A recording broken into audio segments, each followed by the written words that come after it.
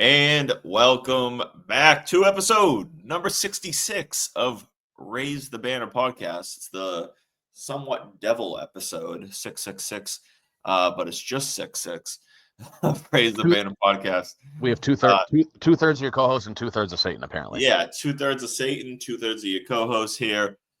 Zach's away with some family matters, so it's tonight. It's myself, Matt Couture, here with Benny Ballgame Dearth. Ben, how you doing? Great. I woke up for a second day in a row, reassured of who the true, although I don't think he would have been usurped, but the undisputed, like no legitimate conversation that anybody other than Tom Brady remains the greatest quarterback of all time. I will say it was a good feeling waking up on Monday morning. I think as Patriots fans, you kind of can't help but like root against Mahomes because he's the biggest threat to Brady's throne. Him losing and then losing in the fashion that he did, that I can't lie, that was pretty nice waking up on Monday morning. It was glorious. I was very gleeful on Sunday. Yeah, we at halftime we both kind of said to each other like, "All right, like this is nice, but they got to keep their foot on the gas." Yeah, and we both. I was typing out, "I want to blow out" or something like that, and you were like, "I want to blow out." I was like, I agree. Yes, I didn't want a scenario where Mahomes made it close and comes out and lights up the second half and like he just barely loses, like something like that. The way they lost, kind of like how Super Bowl 57 unfolded, where like the Eagles, because the Eagles, aside from Hurts giving them 7 points in the first half, I don't know how much you remember Super Bowl 57. I have a steel trap for this apparently. I wish I could remember other things the way I remember football events. But the Eagles were up 14-7. Second quarter, late first quarter. No, it had to have been second quarter. I don't think they put up 21. I don't think 21 points went up in the first quarter a couple of years back. But it was 14-7 Philly. And they had started a drive. They were probably at like the 35-ish yard line. And Hurts tried to make a play happen and literally just dropped the ball next to a Chiefs player. Yeah. And they scooped it. It was Nick Bolton, who hopefully will be a future Patriot. That would be nice. Loved him coming out of college. Wouldn't mind him wearing a Pats uniform. But I digress. Scooped and scored to tie the game. So aside from that, I mean, it was 24-14 Philly at halftime. Could have easily been, 27-7, 27-10. Yeah. 31-10, 31. That second turnover at the end of the second quarter, that when AJ Brown scored to make it 24-0, like kind of really put me at ease. I still wasn't feeling good. Yeah, but you know what I mean. But anyways, all right, let's we'll get into that whole conversation. I do want to start off with the Red Sox. Obviously, I want to take a second to address the report that I guess you could call it that I put out there last night. I don't claim to be some reporter. I don't claim to I got all these inside sources, all the this type of shit. No, maybe you should. I mean, I have a few guys over the last couple of years that I've been able to connect with, have conversations with, and occasionally I get nuggets about. Really, it's only Patriots and Red Sox at this point. I really don't have Celtics or Bruin sources or anything like that. But I was basically told, plain and simple, that the Red Sox have a structure of a deal ready to go in St. Louis.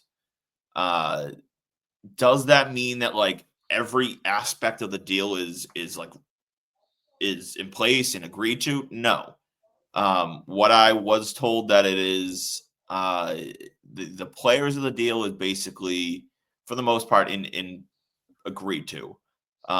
Financially, I think Jeff Passan kind of also emphasized this today. that the money aspect of it in Arenado's contract is obviously probably the biggest factor in all this. Is how much they're gonna eat of it. What I heard was 15-ish million, about 5 million a year over the next 3 years. We'll see if that ends up the case. So This hold on, conversation. pause. Are you saying that's what St. Louis is willing to eat, or that's what the Red Sox want them to eat? What I had heard was the number was around 15-ish total million. Right, but meaning that's what the Red Sox are asking, or that's what the Cardinals are offering? That I don't know. Okay, that I'm not sure. I would assume that Boston wants more. Passan even made the comment about maybe like half the remaining salary, which I believe is 53 total. So, 26 and a half roughly. okay. So obviously if there's wiggle room on that 10 to 12 million dollars difference, we'll happen to see. Yeah, But basically, like I said, what I had heard was that they have the structure of a deal in place, meaning, the players for the most part are agreed upon. Maybe the financials are close, and basically that if Bregman does not happen, Boston will turn to Arenado and try to hammer out the final details of that deal. Like I said, I'm not saying that they have a deal agreed to in place. I'm not saying that. I am saying that the structure is in place to say if Bregman doesn't happen, excuse me, my dog is chewing on a duck toy. Chew toy. But if the Bregman deal does not happen, they're going to turn to St. Louis and try to get that Arenado deal completed. I don't know a ton of details. I've heard a little bit of names that are involved, but I'm not going to push out names just because I've heard it one place and until I hear it, confirmed in other spots, I'm not going to push those names out there. But, all things together, Ben, where are you on this, on this whole Bregman talk? And if so, potentially the Arenado talk. So I'd be happy with either player. I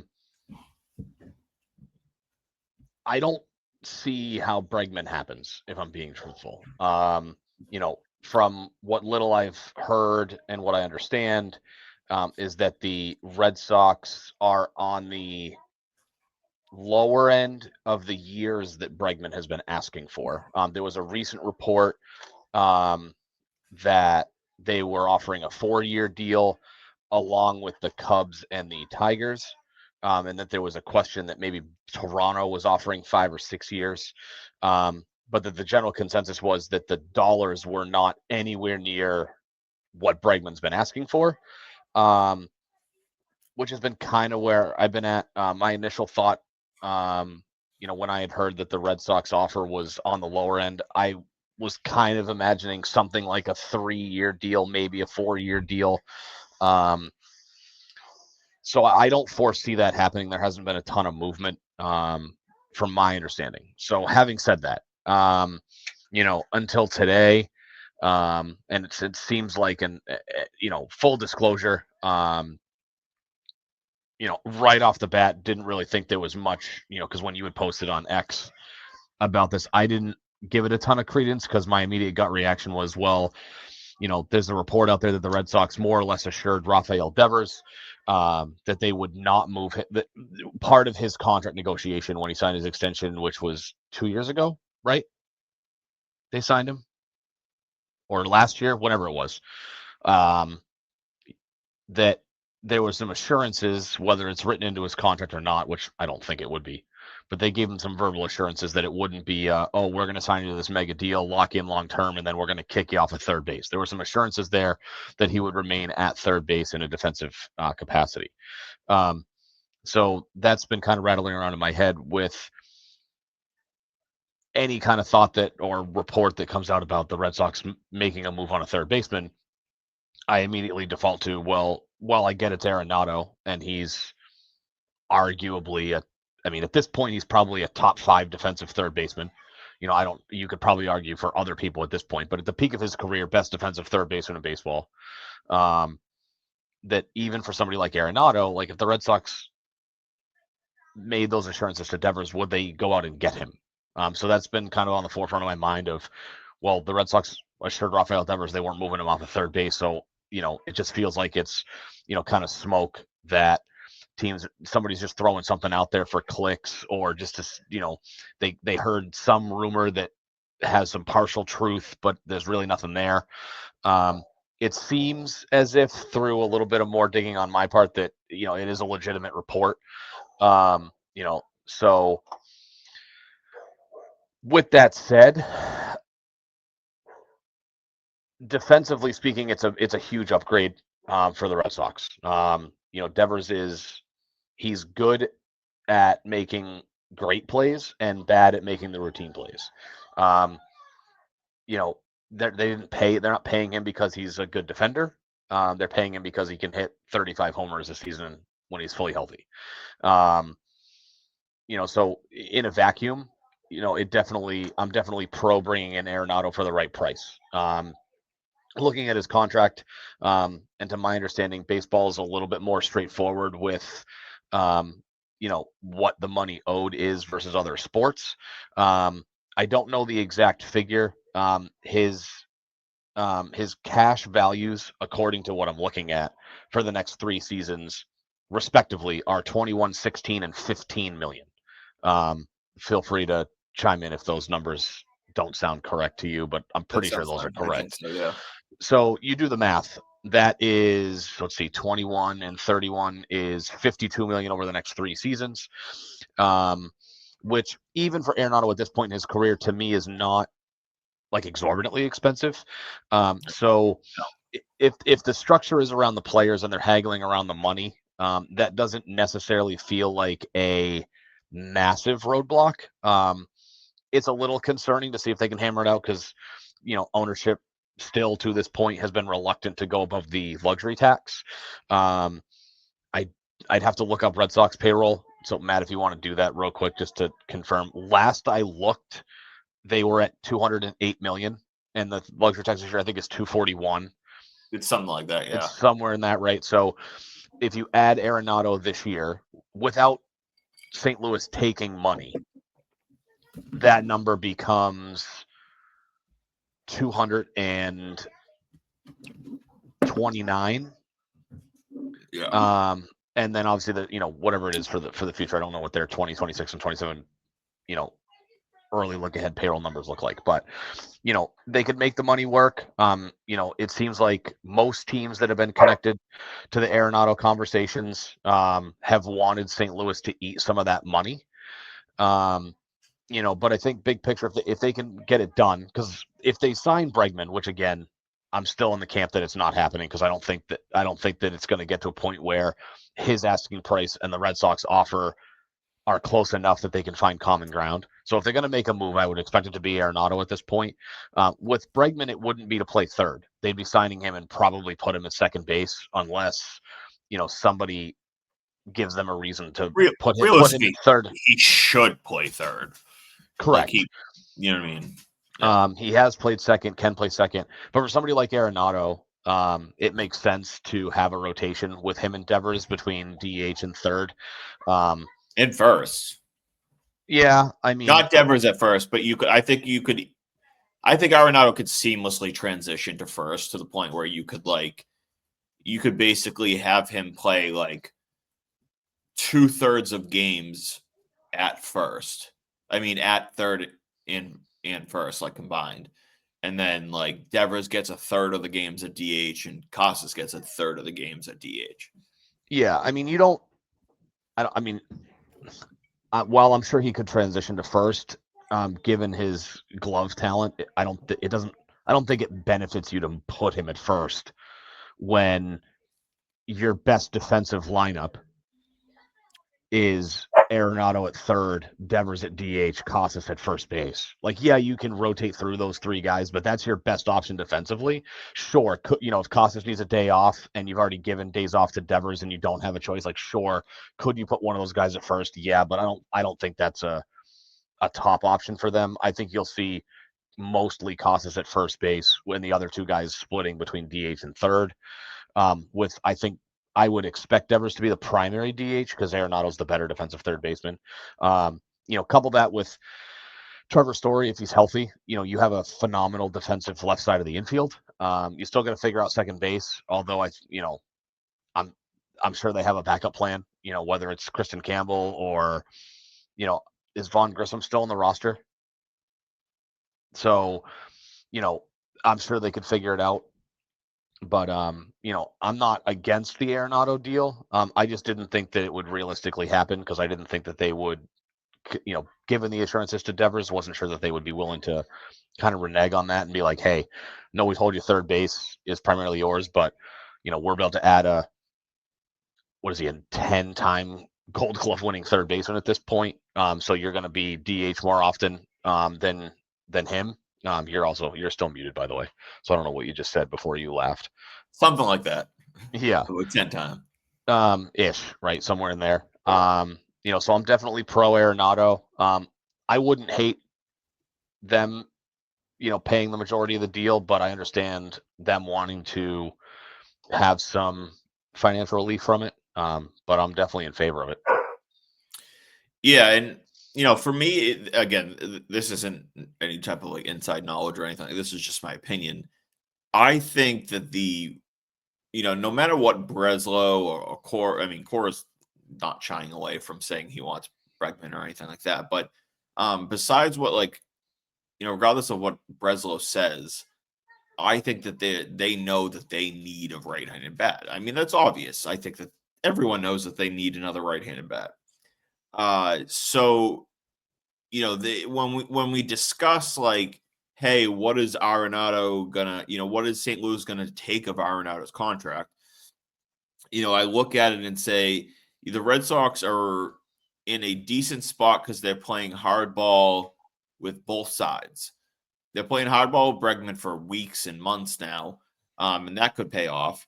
But they're also playing hardball with Arenado in St. Louis and saying, like, we could just sign Bregman, and then you possibly have like no one to take Arenado, and they want to trade him. They undoubtedly want to trade him. Yeah. So, all things considered, just not. I would rather not. I would rather Bregman because you don't give up any prospects. And the names that I was told thrown around, like, not that they're like anything like overly special, but if you can just sign who is the better player, Bregman is the better player right now. And you can sign him without giving up any prospects. Obviously, I think that's the preferred path. That being said, like, I think that the Arenado and the potential deal there is right up there with the Bregman deal, in the sense that, I think that he's still a good player. Like, I think that he is a very good defender. He's going to be able to bat in the 270s, 280s. I think he can hit 20 dingers still.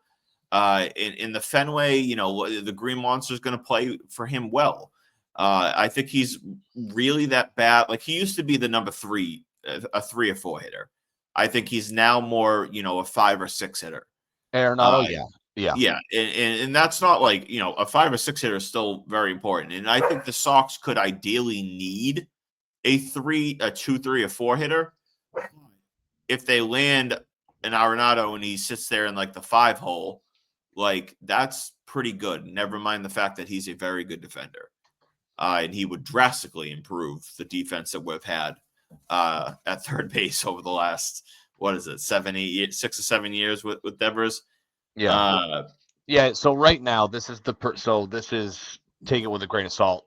Roto Champ does projected lineups and starting rotations. So as things stand currently, they project the Red Sox lineup as follows: Duran, Devers, Casas, Story, Yoshida, Abreu, Wong, Hamilton, Rafaela, in that order. So you figure, trading for Arenado more or less puts him, in my opinion, you could theoretically hit him in the 4 hole, but you're probably putting him 5th or 6th. Wait, so who is 3rd and 4th? According to RotoChamp, they have Casas 3, Story 4. Yeah, see, I think personally, if they were to trade for Arenado, this is just my opinion, I would put Arenado in the 3 hole. And like, is he an ideal 3 hole at this point of his career? No. But just average wise, I would rather him in the 3 hole than Story until Story shows that he can get back to his old self. Yeah, because you figure at this point in his career, and Fenway's more hitter friendly, I believe, than Busch Stadium, if that's even what it's called anymore. Has been for a long time. Kind of aging myself there. You figure he's probably average wise your 2nd or 3rd best hitter. Yeah. You saying Arenado? Yeah. At Fenway, Arenado should hit close to 270. I would say maybe 4th or 5th. Like, you get Duran, Devers, and Casas, who I think are better. I meant just on their average. Yeah. Average wise, Arenado's probably your 2nd or 3rd best hitter on average wise. So again, RotoChamp projections has Yoshida at 278, Devers at 270, Duran at 268, and then Casas at 246. All right, yeah. Average wise, yeah, and that's part of it. Like, where I say, like, Arenado was, I believe, 32 years old, and I don't know. I just kind of feel like that's too young to just like assume that he's over the hill and done. He's going to be 34 in 2 months. Oh, so he's 33. All right. He's a mid-April baby, so he'll turn 34 like 2 weeks after the season starts. Yeah, and so I'm not like telling you like, Arenado is going to be a stud for the next 4 years. No. I think he, pretty confidently has at least 2 or 3 more years, like really solid years. Solid years.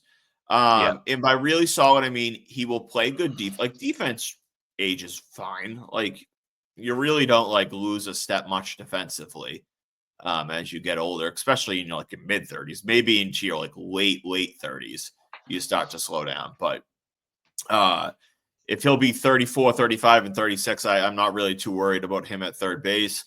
And then, like I said, like, I don't expect like 30 plus home runs, but if he can bat 270, hit 20 dingers, be a competent, good, solid bat, there's no reason why like that's not a very solid player for the Red Sox. And not even just the Red Sox, in the MLB. Like, how many players in the MLB hit 270, 20 dingers and play a very good defense? Like, when you really think about it, there's not many. There's really not that many. So this whole concept that Arenado is like, he's washed, he's over the hill, I just don't really see that as true. Now, do I want to be paying him $20 million a year? No.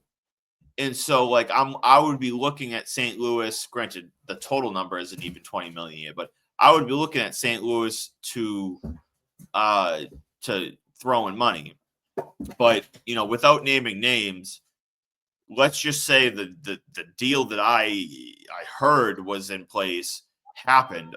I think it's a steal for Boston, which kind of makes me like a little wary of how true it is. But I think that Arenado's value around the league is lower than it should be. I mean, he's still a good player.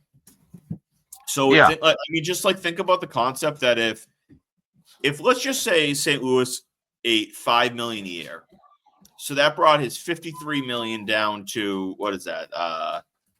$45 million. Well, he's owed 52. So you said, yeah, St. Louis eats 7. It brings it down to 45, which is 15 a year average. No, 5 million a year. So 15 million. 53 minus 15. Brings it down to 37. 37. Okay, yeah, I don't know where I was getting. Yeah, okay, yeah, 37. Like, so 3 years, 37. So if you're getting this guy on 12 million a year, 13 million a year roughly, it's pretty good. That's pretty damn good. Like, that's pretty damn good. And I think it makes his value in terms of like at 20 million a year, you say Arenado is, I don't know if I want that.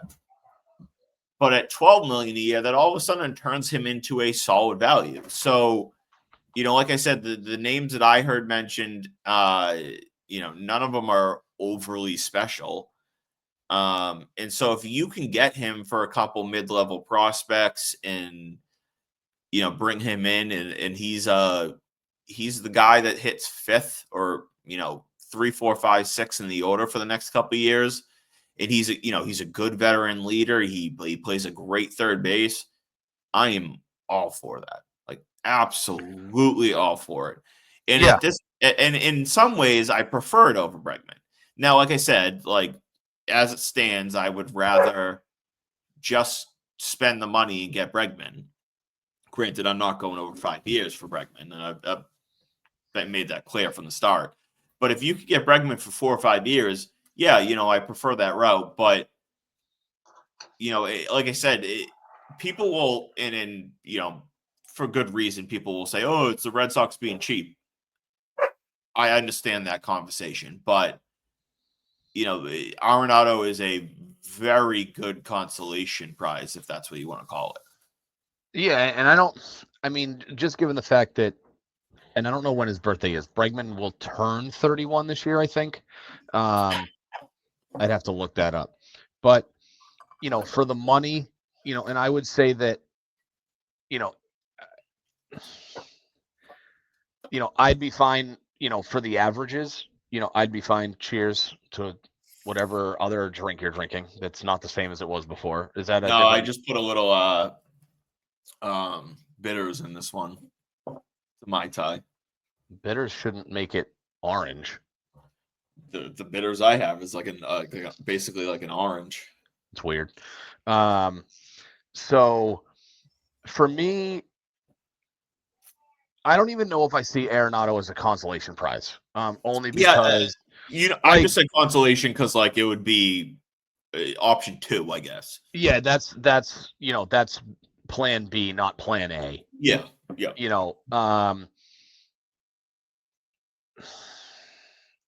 And I'd be fine. I think paying $45 million for Arenado. I think $15 million a year is a fair price for a player like him at this point in his career. I don't think that's an overpay. I mean, obviously, if you can get him for 12 or 13, like what you said, if the Sox, end up swinging this deal, and they can get him, get the Cardinals to eat $5 million a year, which brings him down to 16 million, 11 million, and 10 million over the next 3 years, respectively. That's a good buy for the Red Sox. It's a drastic upgrade at third base. And in some capacity, he's a middle third of the order bat. Yeah. And when we talk about replace, so, just based off last year, the biggest hold that we've lost is O'Neill. Right. And so he was a big bat, high strikeout, high home run. I think, what did he hit for an average? Was it in the 50s? Who's this? O'Neill. Tyler O'Neill. I almost said Patrick O'Neill. I couldn't tell you why. I don't even know who Patrick O'Neill is. Yeah, I couldn't tell you why. That's what came in my mind. All right, so Tyler O'Neill's stats last year in Boston: 113 games, 241 average, 31 homers, 61 RBIs. So when you replace that, if you put Arenado in the place of O'Neill, you get what? You get less home runs, higher average, lower strikeout rate. So it's not the same, but it balances each other. Yeah, you are getting a right-handed bat with less power. But But yeah. So like you look at somebody like Arenado. So last year again, and I think that this is kind of a rough ballpark of what you would get from Arenado at Fenway with slightly higher power numbers. But in 152 games last year with St. Louis, he hit 272. He's never walked a ton at any point in his career. Has never walked a ton. Yeah. 325 on base, 394 slugging with a 719 OPS. What's the strikeout rate? Do you know? So I'd have to look at the fan graphs, but he struck out 92 times in Are you on Baseball Reference? Yeah, I have his fielding pulled up in fan graphs. I didn't have him. I was gonna say on Baseball Reference, if you scroll down and do like batting value, it tells you the strikeout percentage. I can pull that up. Advanced batting strikeout percentage. So Nolan Arenado's K rate last year was 14.5%. Oh, that's way lower. Tyler O'Neill's strikeout rate last year was 33.6%. So holy shit! So it's like you're striking out literally half as much. It's more. So like you're telling me, all right? So when you talk about this and you compare them, we're talking a lot about Arenado because, like you said, like I don't view Bregman as incredibly likely, and I maintain by just my opinion that I think that Bregman wants Boston. I just don't think that Boston will end up giving him enough where I think he's going to chase the money. I hope I'm wrong. I'm hoping it's Bregman because I think he's a good defender. He hits for solid average. He hits for solid power, all that. But we talk Arenado, and we talk Arenado and their placement there. Look at that difference. So we're getting that was my shoe. I don't know if you just heard a squeaky noise. I did. We get a lower power. O'Neill was on a pace that was 40 home runs or 45 home run pace last year. You're not going to get that from Arenado, but you're going to get a higher average that I would say at least would be like 25, 30, 35, 40 points above. I think he can hit 275 with it very reasonably in Boston. I think he can easily hit 20 home runs, and with the Green Monster, maybe an increase in doubles as well. And then, like I said, he plays a Gold Glove, and not that O'Neill's a solid, pretty good defender, but Arenado's an elite defender. Yeah. And Arenado's an elite defender.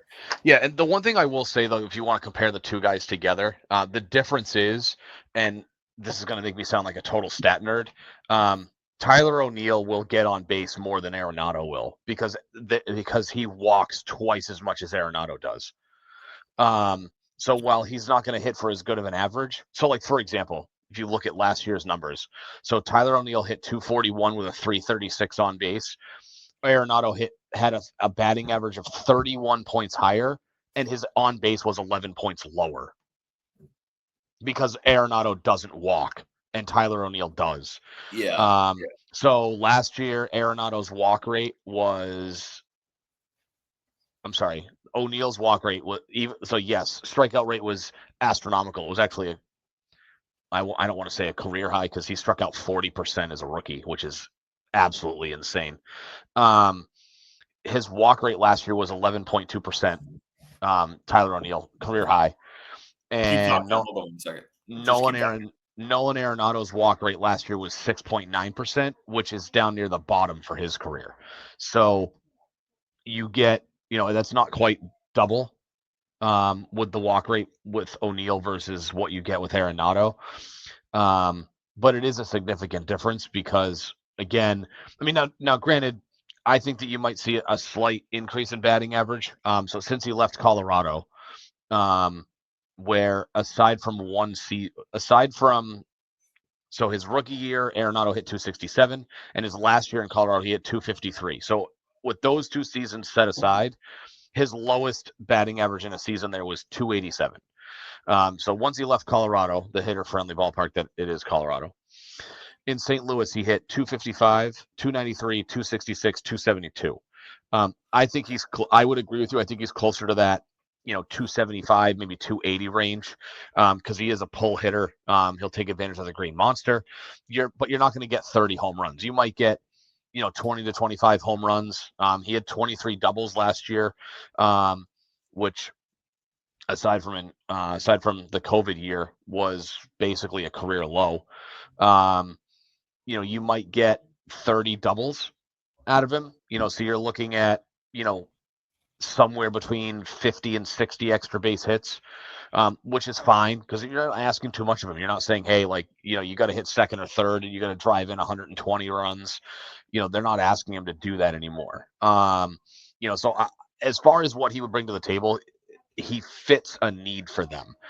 He's not the right-handed power bat that I think everybody wants, because it's also unrealistic to think that they're going to get. I don't even know if I would say Bregman is that bat that everybody wants. But here's the thing though, is like Bregman would hit 30 home runs in Fenway, in my opinion. I think Bregman's a 30 homer guy. Bregman's closer to what people like. I feel like are looking for, but I still don't think like he's like exactly what like fans want.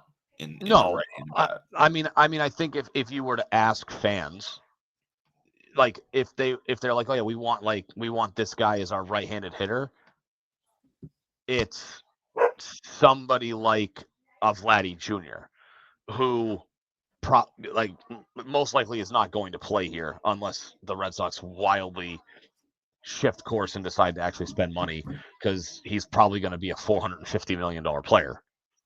But like he's that right-handed bat.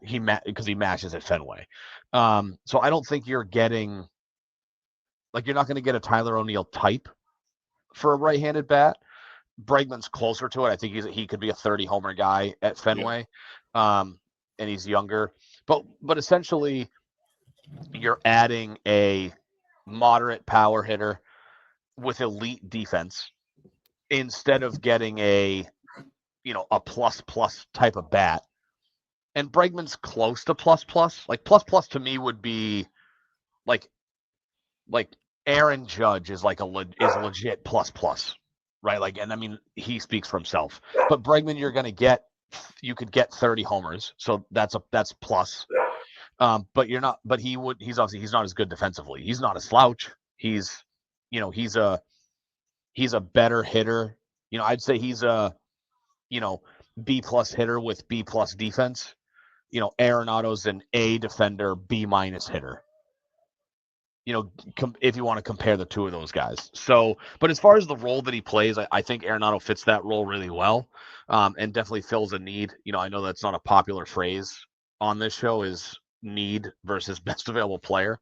But, he definitely, he fits what they need in an essence of what can they and what are they willing to go acquire. Because if they really wanted to go get Vlad Guerrero Jr., they have the ammunition to go get Vlad Jr. Like it's not like they don't have it. Technically, it's not, like nothing stands in the way from going to trade for Vlad. Like if you went to Toronto and offered up Roman Anthony in a deal like that, something's going to get done.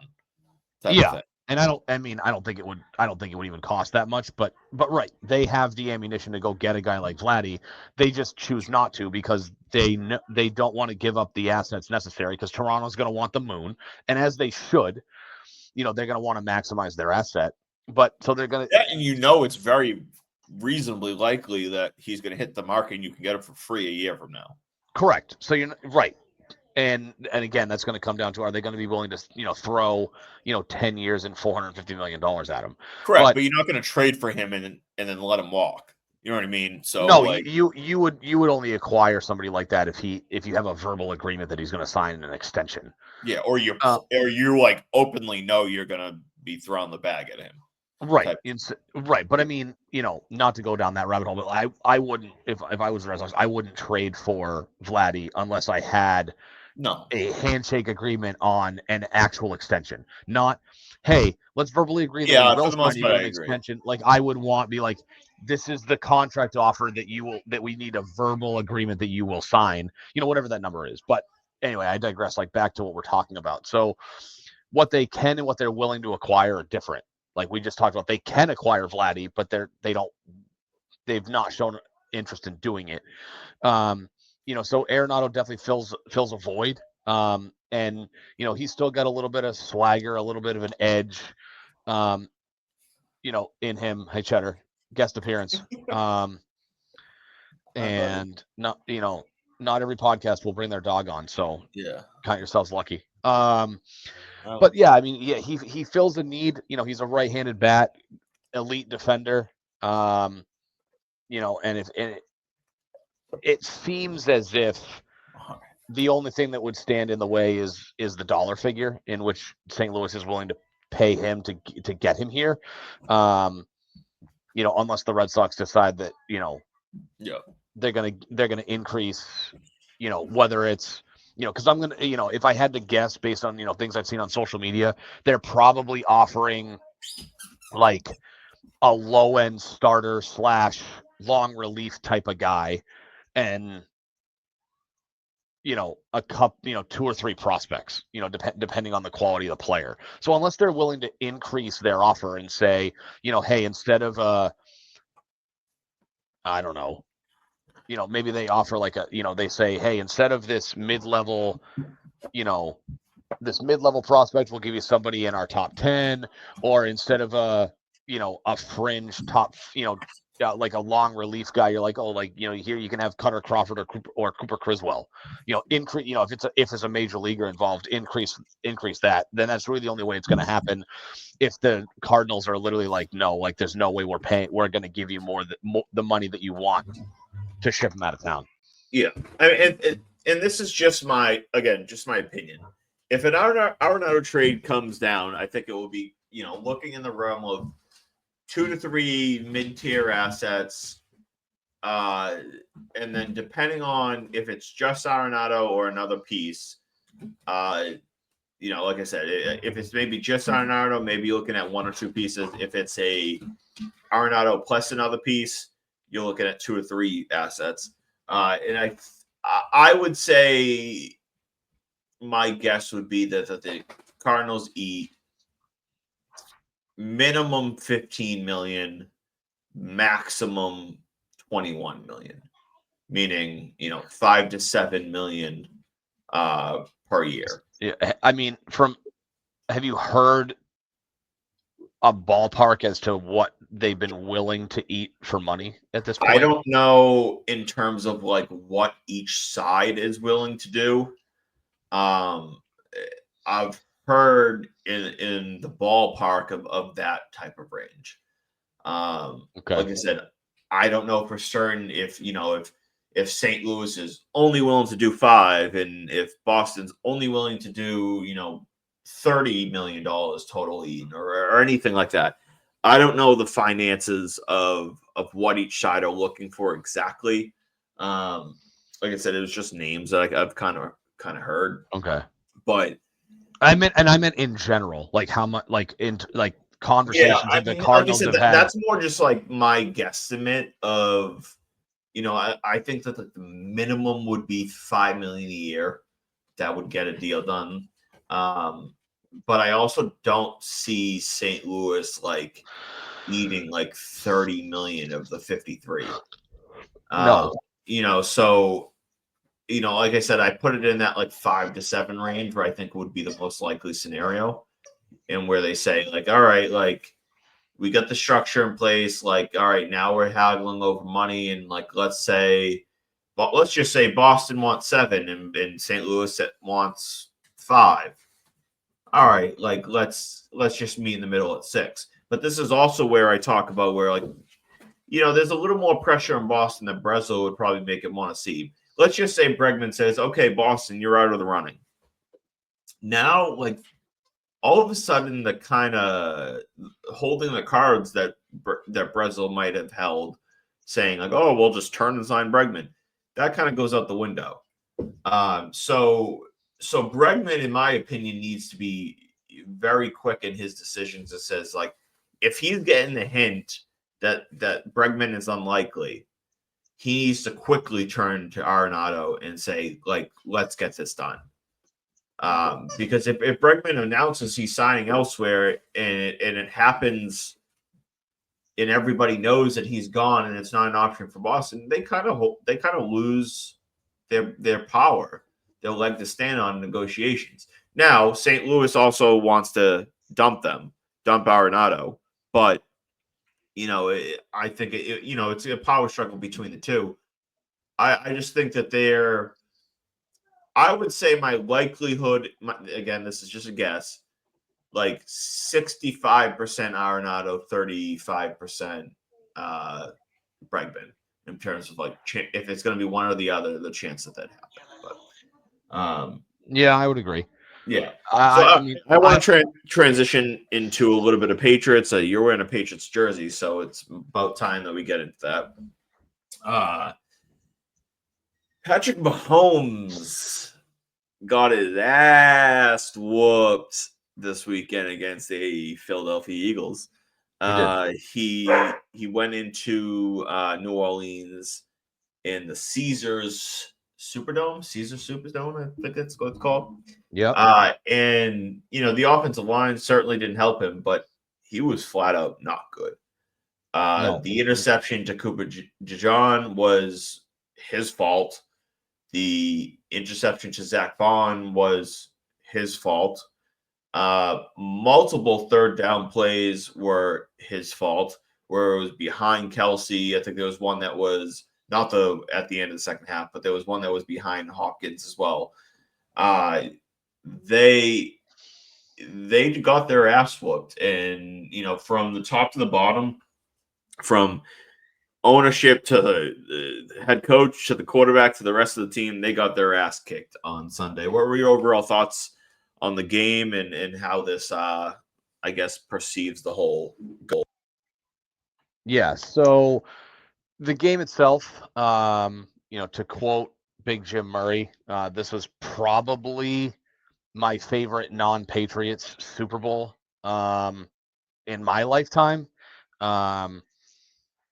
I would say in terms of overall entertainment value and my selfish narcissistic happiness, probably made me feel as good as watching Peyton Manning get his ass handed to him by the Seahawks 11 years ago. Yeah, 11 years ago. Those two are, from a happiness standpoint, selfishly, are up there.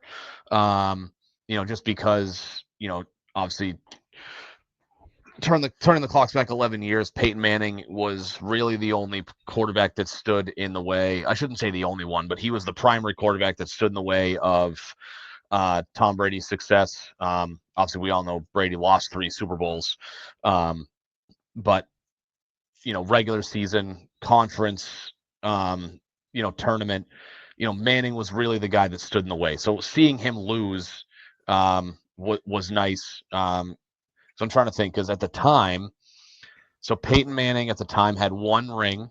He beat the Colts in Super Bowl 41, lost to Drew Brees in Super Bowl 44, and he was trying to go for his 2nd ring. And because he had the career accolades at the time, there were light conversations about, like, if Peyton Manning wins a 2nd ring, does he, I don't want to say pass, but does he equal the overall accolades of Tom Brady, despite the fact that Brady had more championships? Because at that point, Brady was 3-2 and Manning was 1-1. So I don't. That's why I was, happy to see Seattle win. So I mean, in terms of the game itself, again, pure entertainment value, A+. The game itself, from a football standpoint, this is awful. It was pretty bad. So because the Chiefs got their fucking ass whooped. Yeah. I think so. I was reading CBS Sports. I messaged you this. I think it was this morning or last night. CBS added to their annual Super Bowl rankings, and they ranked it the 3rd worst Super Bowl of all time. Which, from a pure football standpoint, makes sense, right? But selfishly, you've got. I enjoyed it. I enjoyed Taylor Swift getting booed. The once or twice you saw her, I enjoyed the fact that you hardly ever saw her on TV. Wait, quick side note. The halftime performance sucked. Yes. Yes, the halftime. So it's funny. I thought about this afterwards, and while I'm not a rap music fan, I went through that phase when I was 13. I can respect musicianship and understand that those guys are talented. Most of them write their own songs. But the thing about a Super Bowl halftime show is there has to be the entertainment value of the game for me was through the roof. The entertainment value of the Super Bowl was in the basement. It was like, now granted, I was at somebody else's house. There were a ton of people, so I didn't hear a ton of the show. And again, I don't have anything against Kendrick Lamar. I don't listen to his music. I'm sure he's good. So I didn't have a ton of interest in the halftime show personally. But right off the get-go, I didn't understand why Samuel L. Jackson was playing Uncle Sam. Like, that didn't make any sense to me. I guess some of Kendrick Lamar's lyrics or some of his songs lyrically are politically motivated. That's my understanding. So I guess it kind of fits his overall vibe. But the game itself, there were certainly some selfish reasons that I enjoyed watching Kansas City, trip over their own shoelaces and piss their pants and not make it out of the starting blocks and get left behind. But from was the game good? No. Was it fun to watch? Yes. It was nice. I don't know. I don't think I ever was going to be able to understand how some fans felt about the Patriots, but I do now. So yes. So I do now. I know I'm an old man compared to you, but having like vivid memories. The Patriots dynasty started when I was 14. And so I'm trying to think. 5. Yeah, so you were probably too young to at least and I'm not saying you're immature, but like in a maturity standpoint, in a life maturity standpoint, not comprehend what you were watching when you were 5. Yeah, so when I was 5, I fell asleep during the Super Bowl and I got woken up by my dad. My for people that don't know, my family is diehard Patriots fans, season ticket holders through my grandfather since like 1964 or something like that. Yeah. So I got woken up. I was 5 years old during the 01 Super Bowl. I remember the 04 Super Bowl a little bit. Yep. Really, when I feel like it was around 06, 07 where I really started to get into like football. I was always a fan, obviously. Like bad time as a Patriots fan to start paying attention in 2007. My first game was that was a rough Super Bowl to watch. I think the first game I went to, I want to say it might have been 2005. I went to a Chargers game and the Pats got their fucking ass kicked. Like LT went off, like the Pats got annihilated. Yeah, that mid 2000s decade Chargers team was absolutely loaded, and they didn't win at all. But anyways, probably if they had gotten past the Patriots in 06, probably win a Super Bowl that year. If they had a more experienced, competent coach back then, I think they would have been in better shape. Who was the coach that year? Marty Schottenheimer. I was going to say Schottenheimer. Yes. Isn't the son, right? The son that's the Dallas coach? Yes, Brian is now the head coach. But you think about I'm old enough now that I lived through the Patriots dynasty. And I don't count 2000 because Brady didn't play and they were god awful. But from 01 to 19, right? Brady's last season as a Patriot. Greatest 20 years in the world. Yeah, I'm old enough to have to understand what that was like. But I can say to a degree, I understand what people dislike the Patriots for because it was Of sustained course. success for so long. However, and I don't. I Never mind. Wait, never mind when the fact that you add in like it's a complete BS that was Spygate. Like Spygate was like you can record from here, but you can't record from here. Yeah, That was Spygate. Yeah.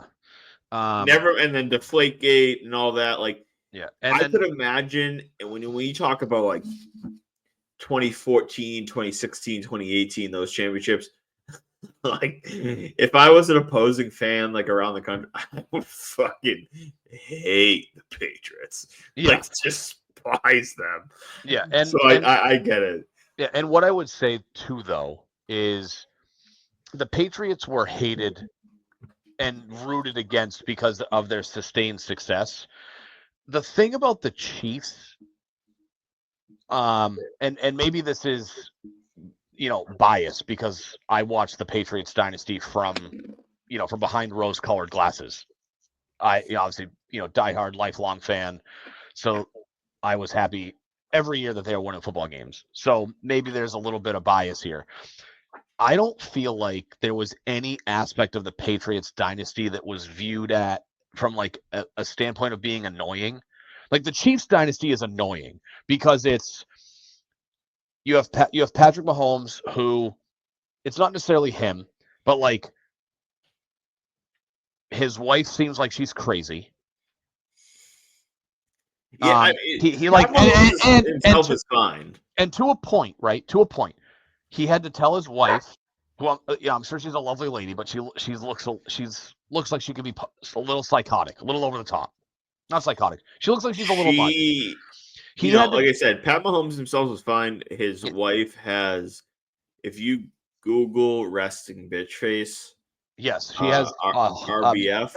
She is the poster child for RBF. Never mind the fact that there's the have you ever seen the video from when they're at their courtside at a game? I saw it. It's very obvious that she says, Patrick said I need to stop with the resting bitch face. Yeah, and she makes this like awkward like smile and the weird eye thing. But beyond Brittany, again, I'm sure she's a nice lady. She feels like she's over the top. His brother is also over the top. To a point. He fucking sucks. To a point. Don't say over the top. He sucks. There's a joke in there. Because I'm sure. Okay. Moving on. He stinks. So here's the thing about those two people.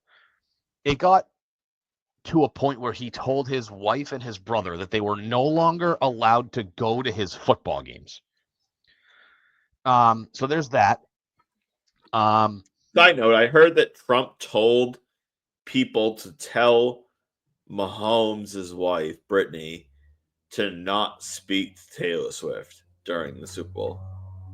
Oh, I don't know why, but I would not. I don't know if I would have heard that. But that's a good segue because it brings me to Taylor Swift. And for all you Swifties out there, there's nothing more annoying than every single time Travis Kelce walks onto the field, breathes, smiles, catches a pass, makes a block, which is rare because he sucks at blocking, that they immediately they turn the cameras to Taylor Swift in a luxury box, having an absolute freak out attack of excitement because Travis Kelce did something that he's done almost every day of his life for probably the last, 34? Call it 30 years of his life dating back to Pop Warner.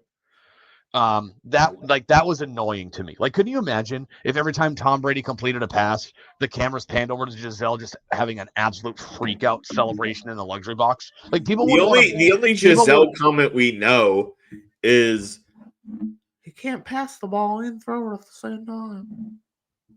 Was that English?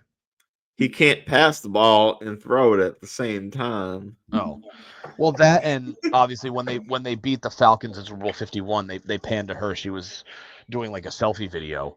Yeah. But like that was the difference between like the Patriots dynasty from 01 to 19. Quick That's the side note: shout out Giselle for having a baby with her jiu-jitsu instructor. Sure. Shout out to Giselle. Cheers. Congratulations. But the thing about now being an outsider, like I can understand why people didn't like the Patriots, with the one caveat that I feel like the dynasty of the Patriots from 01 to 19 was people were just sick and tired of seeing them, win at a high level every year, almost every year, right? Like they didn't make the playoffs in 02 or 08, but they won 11 games in 08. They missed out on some weird tiebreaker. Of course, that was the year that Brady did not play because of a torn ACL. That's why the people didn't like the Patriots. I think from a non-Chiefs fan, my dislike for them winning is it's multifaceted. The more Mahomes wins, and I will admit this, it's one of the reasons I root against them. The more Mahomes wins, the biggest threat he becomes to Brady's legacy. I know that doesn't bother anyone some people. Who's lying about that concept is lying to themselves. Well, so here's the thing, right? Like I talked to my dad about this before the Super Bowl. I think it was Saturday or early Sunday. Like to him, he doesn't look at games like that from a perspective of, well, I don't want to root for Kansas City because if Mahomes wins, it closes the gap on Brady. Like he doesn't look at it from that perspective. He actually rooted for Kansas City because my dad's loyal to old AFL teams, which is what he grew up his early years as a fan was pre-merger. But and I'll admit that it's one of the reasons I root against Kansas City is because, I want to see something different. Patrick Mahomes has never not played in a conference championship game as a starter. He was a rookie in 2017. I think in 2017 the Chiefs lost to the Patriots in the second round. I'd have to go back and look. But as the starter, he's never not made a conference championship as a quarterback. A couple times he's come close. Came back from a 24-point deficit against Houston a couple of years ago. I think that was the year he first won a Super Bowl. So he's come close a couple times, but he's never not played a conference championship game, and he's only lost the AFC Championship game one time. So that's there's that, the threat to Brady's legacy. And so, that's kind of where I'm at with, my, I don't want to say hatred, but the reasons that I root against Kansas City, come from a football and a Brady legacy standpoint. Yeah, like I said, I think anybody would be lying to themselves if they said that the Mahomes Brady aspect of it doesn't play a factor. And of course it plays a factor. I don't want, and I think unbiasedly, if you compare the two, that I think you're an idiot.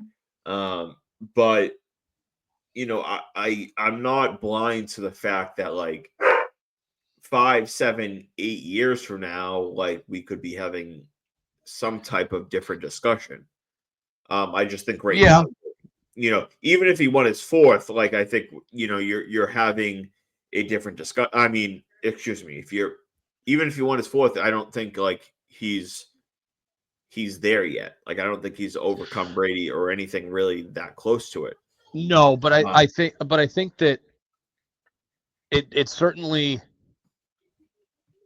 and I don't know if I'm just wildly off base with this, but I think that if he had won on Sunday, that to me would have been looked differently upon if he goes out, say he wins his fourth ring in the next 2 to 3 years, whether he loses one or not. Let's just say the next time he makes a Super Bowl, he wins. Let's say he wins Super Bowl 62 3 years from now. That gets him his fourth ring in 9 years ish, something like that. Yep. That to me would be looked upon differently than had they won on Sunday, and then 3 years from now they hadn't won again, because the caveat of the three-peat would then have existed, which is something, and I'd have to go back and look. To my knowledge, only one quarterback has ever won 3 consecutive titles, and it was Bart Starr in the 60s when he won the last iteration of the NFL championship and then the first 2 iterations of the Super Bowl. So my problem with it is I guess kind of this.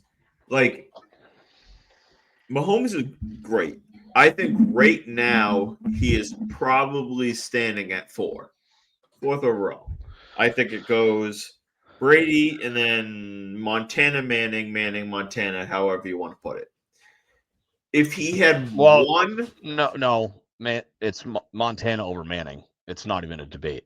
All right, so be it. But anyway. in my opinion, yeah.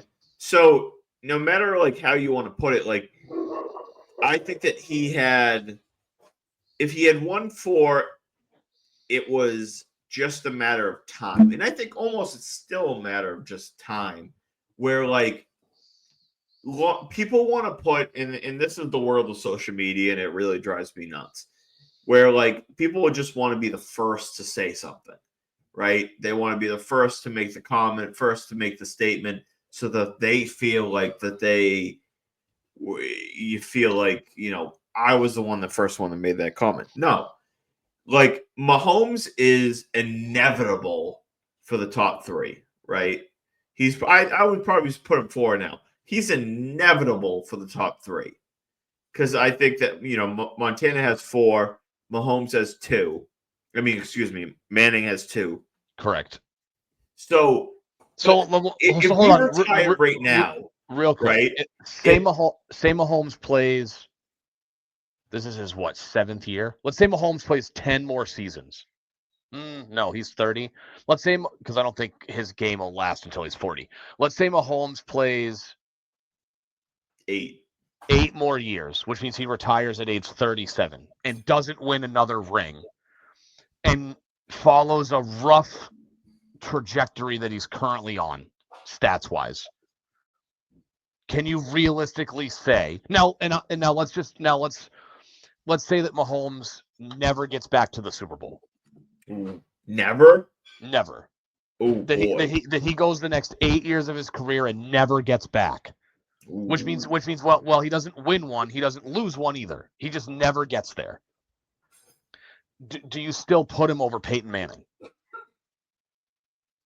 Again, assuming that by that point he will have comparable career statistics that of Peyton Manning, and he'll have more rings and the same number of losses.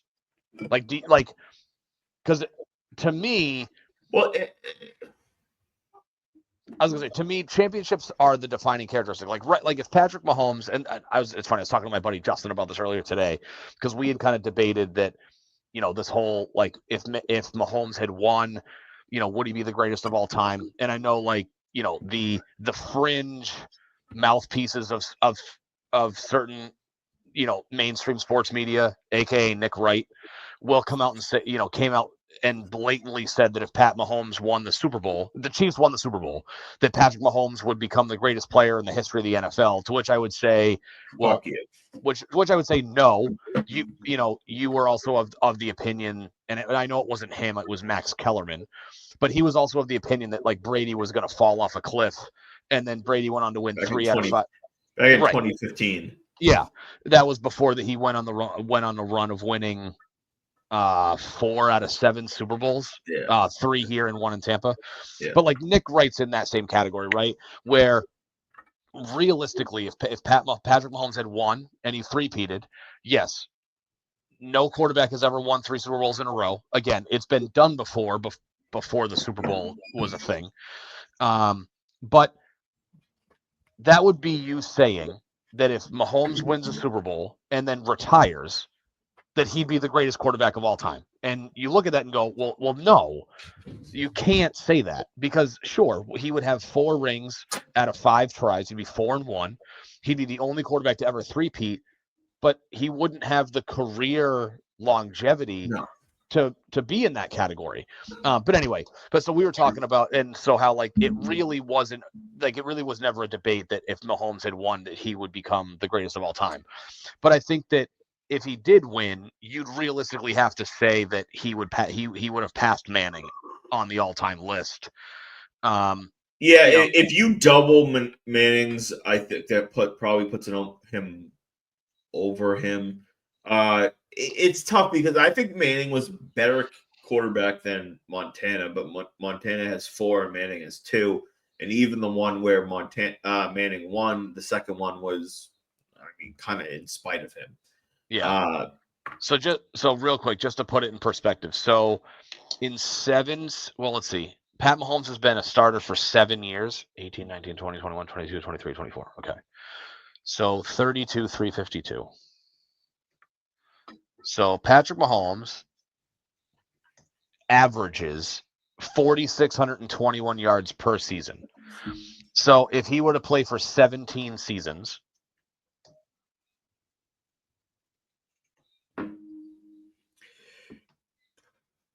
hold on.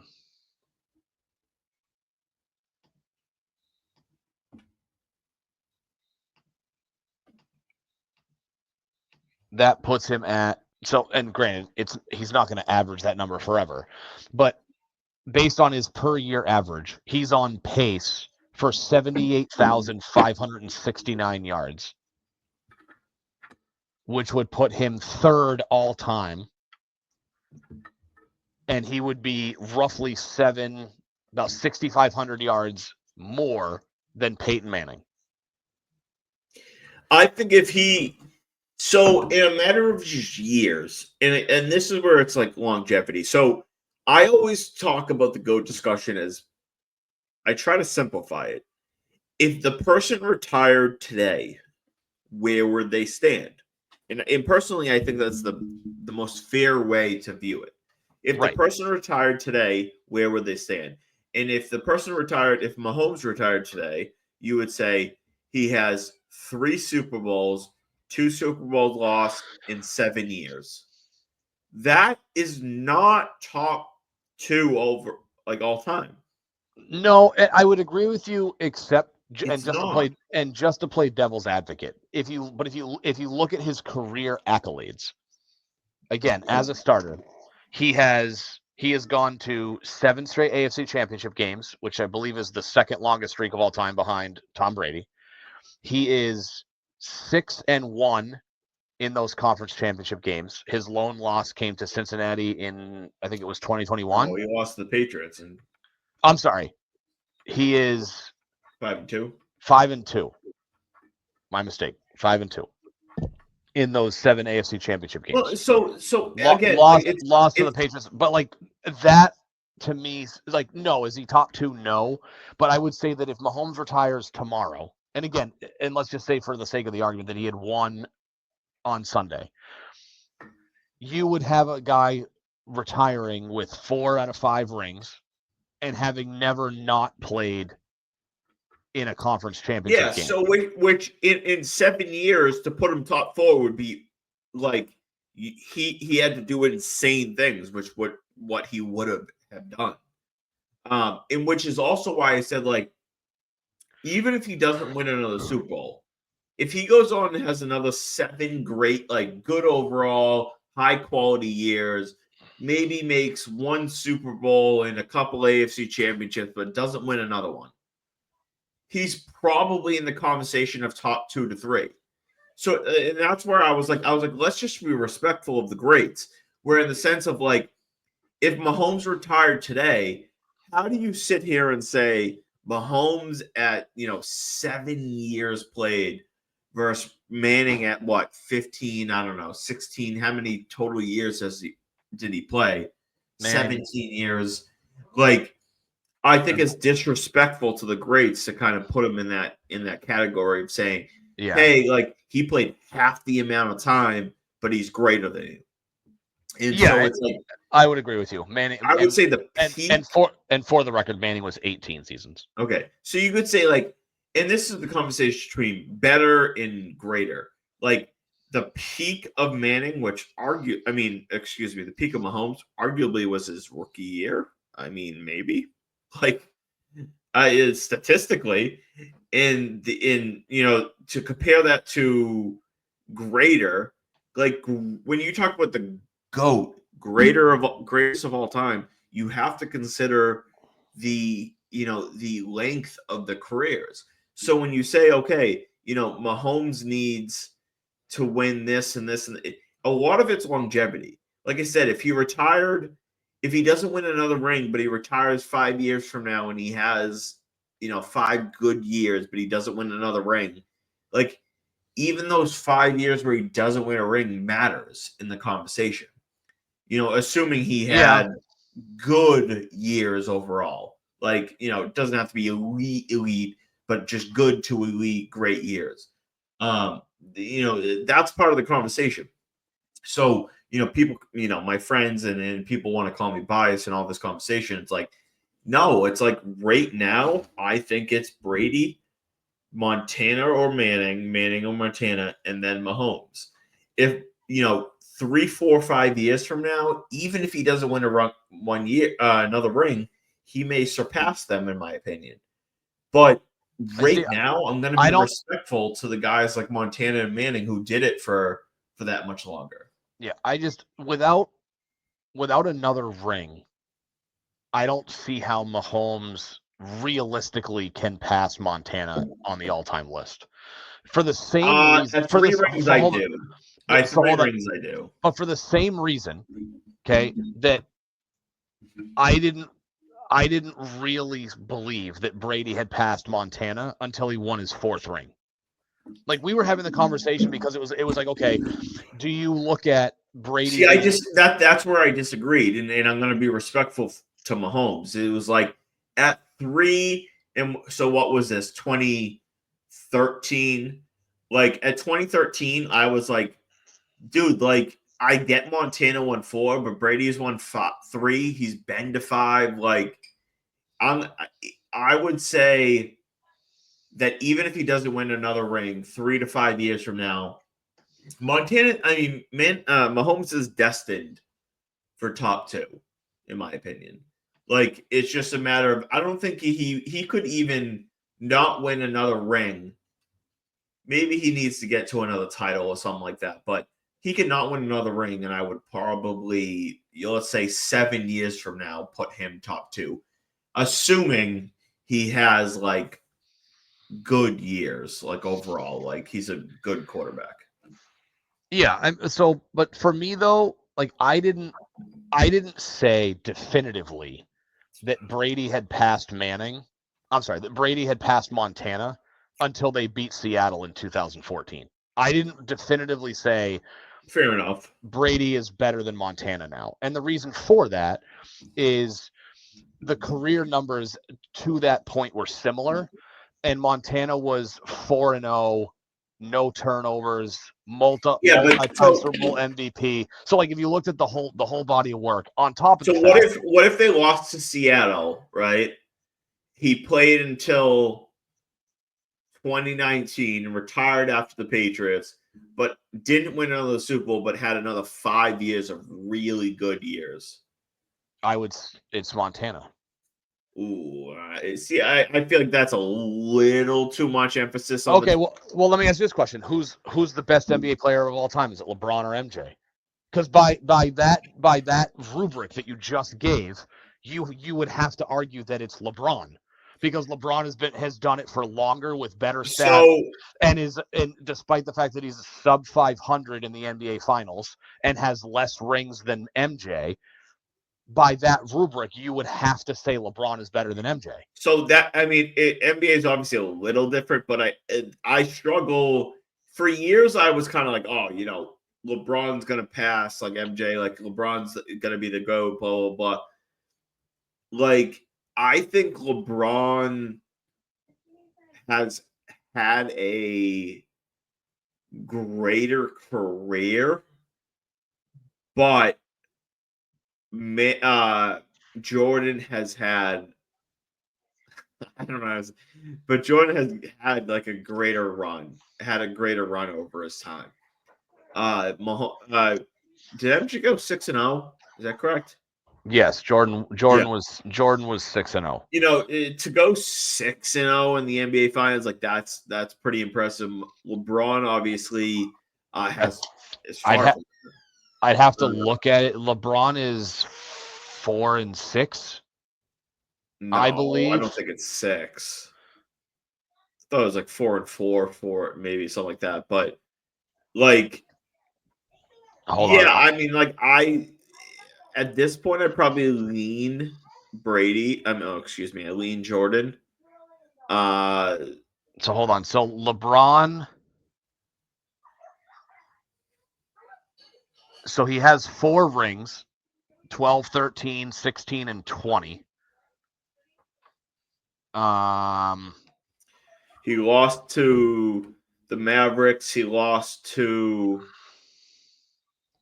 the Cavs, and I think yeah. So LeBron's 4-6. He's been to 10 NBA Finals. He's 4-6. Jesus Christ. So he lost to the Spurs in 07. He lost to the Mavericks in, was it 2011? Something like that. He lost to the Mavericks in 2011. Then he won back-to-back titles, and then he lost the fourth one when Cleveland went 4 in a row. I'm sorry, he lost the 4th in a row he lost to the Spurs. He lost to the Spurs in 07. He lost to the Mavericks in 2010. I believe he lost to the Spurs in 2011. No, he won. He beat the Spurs, I thought. No, he won one against the Spurs and lost one against the Spurs. Okay. Hold on, I'm gonna go. All right, no, I don't want to get too like diverted into this whole conversation though. But anyway, but like by that same rubric, right? You talk about like how much does winning factor in versus career longevity, right? Like you have that conversation, and I know we're not talking about Super Bowls, it's a bet. But like you talk about a question like, is Phillip Rivers a Hall of Famer?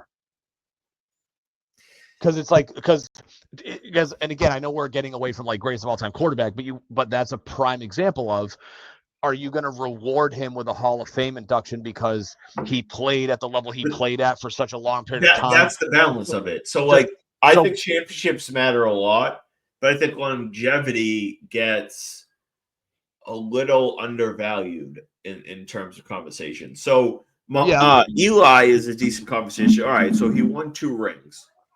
Overall, Eli was not average good. QB, like average. He's 117 and 117 overall, like in the regular season. Like he was a solid, maybe average, solid at best QB from 98% of his career. He had 2 phenomenal Super Bowl runs. That's gonna alone get him in the Super Bowl. I mean, in the Hall of Fame, excuse me. But like overall, he wasn't that great. But at the same time, he won 2 Super Bowls and he played for like 17, 18 years. Right? Yeah. So he's top 10 in most of these categories. So that's where it's like, all right, I think Super Bowls, wins, the championships matter the most. Longevity also has to matter. So when you talk about, all right, Mahomes has 3 championships in 5 attempts, 5 Super Bowls in 7 years, that's mighty impressive. If he just played another 5 years of like pretty good football, he's probably in that top 2 conversation over Manning and over Montana. So that's why I'm saying like it's just like give it time. You absolutely have to. But and this conversation reminds me of my buddy this was like early years of Stephen Curry, and he was like, "Oh, Curry's the greatest 3-point shooter of all time," and I was like, "Listen, like he might be, but like you have to respect Ray Allen," and I was like 5, 6, 7 years later, I was like, all right, like we can give him that throne. I think Curry's the greatest three-point shooter, but you have to like respect the longevity of what other players did.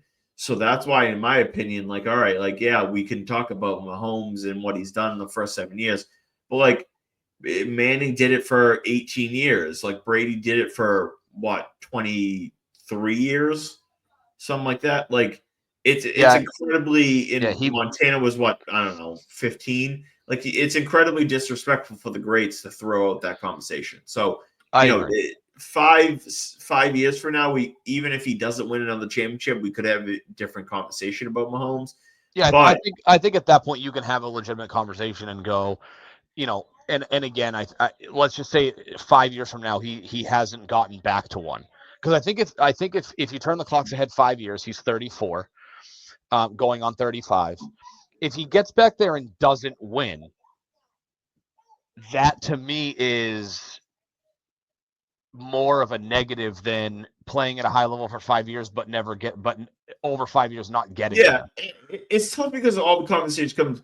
I mean, if we're talking like truth about Mahomes, like, you know, I posted a stat that ML football like took from me, I guess you could call it. But I'll see if I can pull it up now. Is it the passing stats tweet? Yeah, it's from the past 2 years, basically. Well, technically 2 years.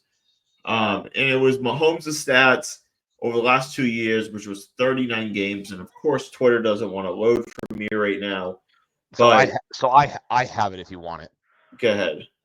So there is one player on that list that I would disagree with, and it's Derek Carr. Yeah, I mean, not every player. I wasn't saying every player on that list. I was just throwing out like comparisons. So this is what it is. So it's Mahomes compared to Cousins, Burrow, Carr, Baker, and Brock Purdy. So Mahomes over his last 39 games, 9,841 yards, 64 touchdowns, 28 picks. Joe Burrow over that same time span, 10,326, 82 touchdowns, 24 picks. Brock Purdy, 9,949, so 100 more yards, 62 touchdowns, 25 interceptions. So slightly more. So like that, like those two to me are basically the same. Less touchdowns, less turnovers, basically the same number of yards. Baker, 96, 94, 77 touchdowns, 29 picks. Cousins, 10,392, 66 touchdowns, 35 picks. And then Derek Carr, this would be the one that I would say that ML football got wrong because it claims that Derek Carr had better stats than Mahomes. Carr has, over the same time span, 8,395 yards, 58 touchdowns, 23 picks. Yeah. So basically, yeah. But so my conversation wasn't better, but it was the conversation of like, if you compare them to these guys, no one considers Kirk, Derek Carr, Baker Mayfield, or Brock Purdy top 10 QBs, right? Or at least top 8. You can maybe put Baker in the 10 range, but like no one considers these guys elite QBs. So to put them in when you compare them to what Mahomes has done over the last 2 years, it's overall not that great. So again, big picture, like if he continues down this path, maybe it's a different conversation. But again, big picture, like 5-7 years from now, we could have a different conversation. But right now, I think it's disrespectful to Mahomes in Montana to put him number 2 overall. I think it's a slap in the face to like say, hey Peyton, you did this for the last 18 years in a very, very good QB, elite QB for basically the heavy majority of your career. But we're going to put this guy that did it for 40% of your career over you. I just think that's tremendously disrespectful. It is. So I will ask you this question because this is kind of like where we're at this point. What would Mahomes have to do? Let's say he's got 8 more years left, plays till he's 37. What would Mahomes have to accomplish in those 8 seasons? And I'm not talking like total. Like what would he have to do over the next 8 years on top of what he's already done for you to consider a debate that he is better than Tom Brady? Ooh. I thought you were going to say number 2. Better than Brady? Not that he's number 2 behind Brady, but I would say he needs bare minimum 3 more Super Bowls to be in the conversation. But overall, like bare minimum 3 more Super Bowl wins. And he needs to be playing at a very, very high level for the next 8 years. Okay, so let's say over the next 8 seasons, Mahomes finishes with, let's just say he finishes with 75,000 yards, which would put him third all time. He goes 3-1 in 4 Super Bowls, which makes him 6-3 all time. And I mean, you're talking about. I mean, I'd have to compare like the individual statistics about like league MVP, Super Bowl MVP, that whole thing. But I mean, big picture, he's 2. So right. But in order to have a legitimate conversation about him being better than Tom Brady, does he need a 7th ring? Does he need to win 7 Super Bowls for you to entertain somebody's opinion that he is better than Tom Brady? No, entertain. No. If he gets 6, it becomes a conversation, and like there's so many variables in the whole conversation. Obviously, we can't get into everyone, but like he needs to at this point, after getting his ass kicked by Tampa and Philly, like I think it's pretty safe to say like he needs 6 to even get in that realm of conversation. And then at that point, you still have the fact that he got his ass kicked by 2 teams. Never mind, we'll see what happens if he loses another Super Bowl. And then the fact that like he has like he's just not in. He's not going to be near the numbers that Brady put up. Right. So I'll answer my own question, and here's where and why I would disagree with you, because you presume if he gets to if say he wins 3 more rings, right? Like you presume he's gonna make the playoffs. Right now he trails Brady by 18 playoff wins, which means he would have to win at least 2 playoff games per season over the next 8. It would have to be more than 2, but he'd have to win. I don't know what the exact number is. 2.5. He'd have to win 2.5, an average of 2.5 playoff games per year for the next 8 seasons in order to pass Tom Brady in playoff wins. Brady has 35. Mahomes has 2.5 is a lot. Right. So it's a safe bet to say that over the next 8 seasons, that the odds do not favor Mahomes in terms of passing Brady in playoff wins, Super Bowl wins, Super Bowl accolades, and career statistics. So if he is second fiddle to Brady in all the major statistical categories, wins, touchdowns, passing yards, and then you look at he doesn't have as many Super Bowl rings, he probably, like statistically speaking, will have as many, if not more, Super Bowl losses.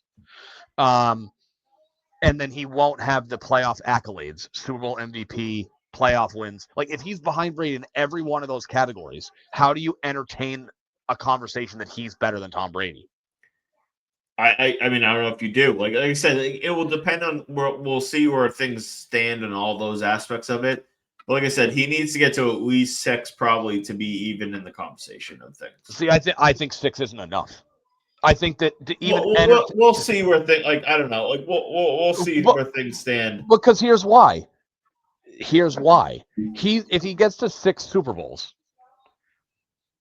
he's based on his current career trajectory, he will not throw more touchdown passes than Tom Brady. He will not have more passing yards than Tom Brady. He will not have more wins than Tom Brady. I mean, the playoff things, he's on a trajectory. He may not pass Brady in playoff wins based on his current trajectory. He might catch him in Super Bowls. But without 7 rings and overall better career statistics, to me, he can't pass Tom Brady without at least 7 rings. He can't. Yeah, I mean, maybe. And I don't know. Because if the conversation was if he has, say he's 6-2, but he passes, I mean, no one's going to touch Brady's passing record, which is 89,000 and change.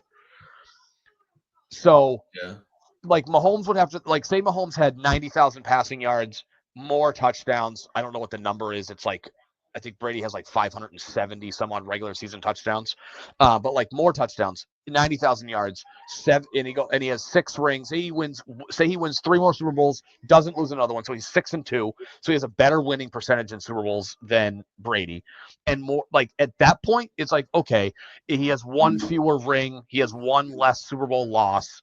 And he has better career statistics. Like that to me is the only way he has a conversation with Brady with less championships.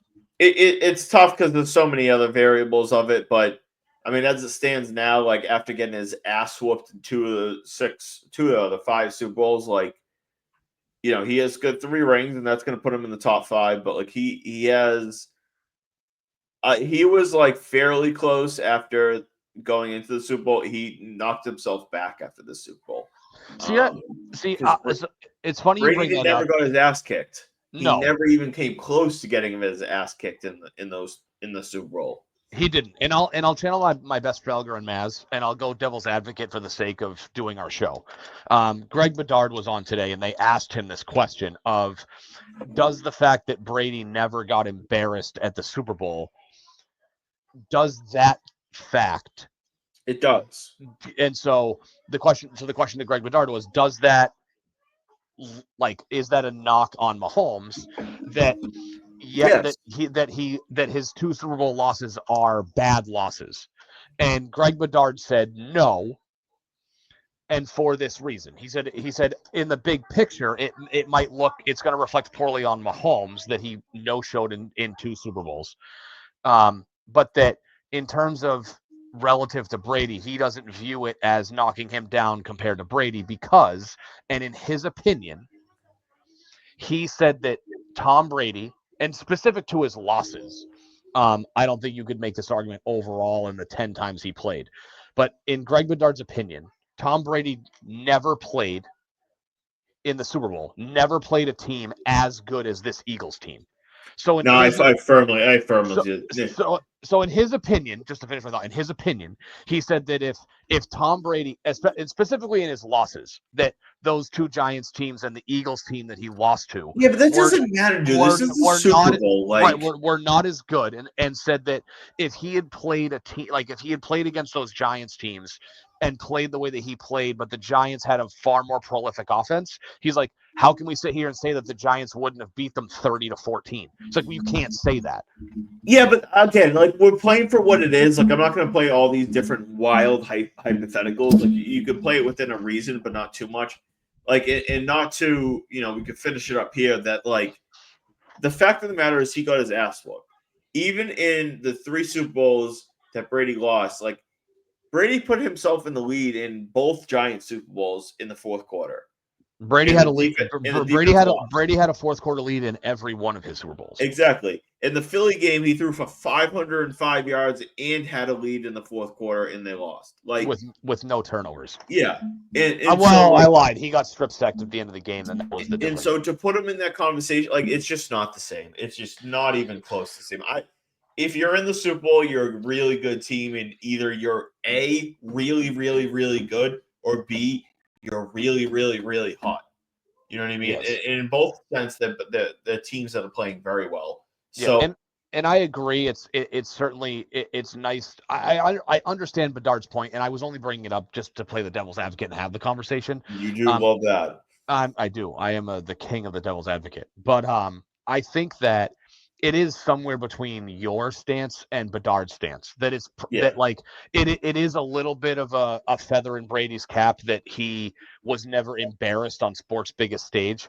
But at the same time, and again, this is my personal opinion, the only team Tom Brady ever played, and this is why I say it's a feather in Tom Brady's cap. It just may not be. Again, I don't think it's as big as, and I'm not saying you're making it a big deal, but I don't think it's as big as what you might think.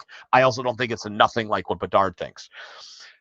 Of the 10 teams that the Patriots played, I'm sorry, of the 10 teams that Tom Brady played in his career, 9 as a Patriot, the only team that I think the Eagles are not this iteration of the Eagles were not as good as was the 2014 Seahawks team. But I think that in terms of, if you want to take like this year's Eagles team and compare them to the other teams the Patriots played, including Tom Brady played, including the 2020 Chiefs.